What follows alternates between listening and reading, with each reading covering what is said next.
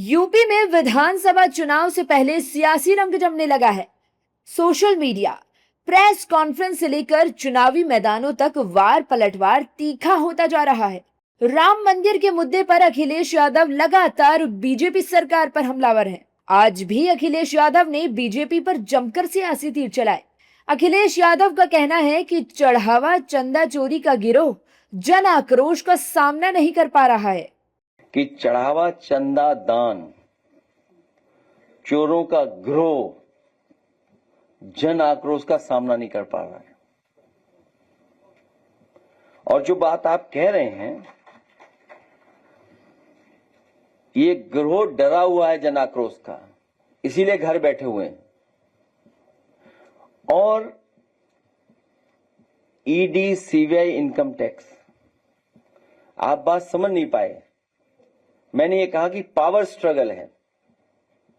अगर ED, CBI, income tax होता तो किसके हाथ में होती जांच? जब तक कि दिल्ली वाले को सोच पाते, लखनऊ वालों ने अपने हाथ में सब कुछ ले लिया। वहीं अखिलेश यादव ने योगी सरकार पर सबसे तीखा वार किया है। अखिलेश यादव का कहना है कि अन्याय, अत्याचार हर सीमा लांघ गया है। पूरी सरकार वनस्पति के नशे में है। यूपी में ये पूरी लड़ाई सत्ता को लेकर है। वहीं एनडीए के सहयोगी भी अखिलेश यादव पर लाल हो रहे हैं।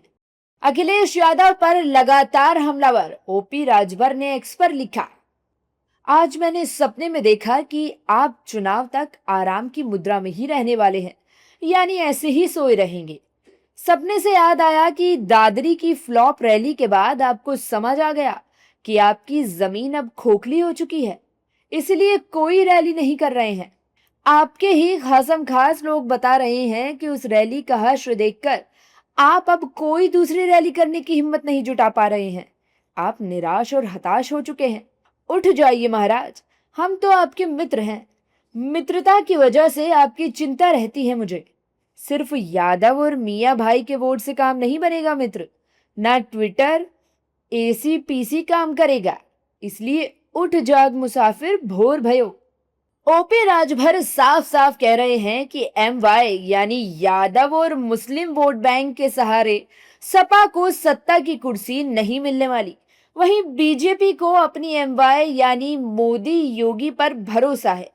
वहीं कांग्रेस का दावा है कि यूपी में बीजेपी को बड़ा झटका लगने वाला है। चाहिए है कि उत्तर प्रदेश की जनता बदलाव चाहती है। दावे करने दीजिए। अभी लोकसभा में 2024 में लोकसभा भी हुए थे। उत्तर प्रदेश में क्या हुआ था वो आपके सामने है।